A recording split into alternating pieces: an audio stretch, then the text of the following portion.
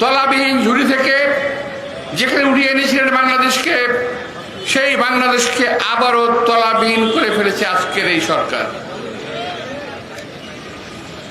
সেই বাংলাদেশের আজকেও তলাবিহীন ঝুড়ি করে ফেলেছে এই সরকার। পত্রিকায় দেখলাম আজকে ঘুম থেকে উঠেই 1 লিটার তেলের দাম 2.5 টাকা বাড়িয়ে দেওয়া হয়েছে। বুঝতে পারছেন? 1 লিটার তেলের দাম যদি 2.5 টাকা বাড়ায়, এমনি তো দ্রব্যমূল্যের ঊর্ধ্বগতি, মানুষের নাবিশ্বাস উঠেছে। আর 2.5 টাকা তেলের দাম বাড়ানোর অর্থ হলো সকল জিনিসের দাম বেড়ে যাওয়া।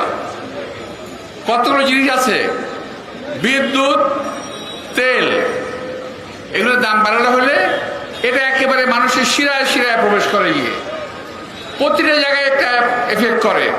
তো ওই বাংলাদেশের এত দুরবস্থা কেন? এই বাংলাদেশ আজকে লুটেরাদের রাজত্ব কায়েম হয়েছে। বাংলাদেশের স্বাধীনতার ঘোষক একজন বীর মুক্তিযোদ্ধা, যিনি স্বাধীনতার ঘোষণা দিয়েই ক্ষান্ত হন নাই, তিনি নিজে যুদ্ধক্ষেত্র থেকে যুদ্ধ করেছেন। অন্যান্য সেক্টর কমান্ডাররা ভারতে বসে যুদ্ধ পরিচালিত করেছেন, কিন্তু একমাত্র আমাদের শহীদ রাষ্ট্রপতি, স্বাধীনতার বীর ঘোষক জিয়াউর রহমান সাহেব বাংলাদেশের অভ্যন্তরে সিলেটে উনি যুদ্ধ করেছেন সরাসরি নিজে। আজকে অনেকে গাত্র দেওয়া হয়, জিয়াউর রহমান সাহেবের নাম শুনলেই গাত্র দেওয়া হয়, কারণ যেই কাজটা তাদের করার কথা ছিল ওই কাজটা জিয়াউর রহমান সাহেব করেছে। এটা জিয়াউর রহমান সাহেবের অপরাধ।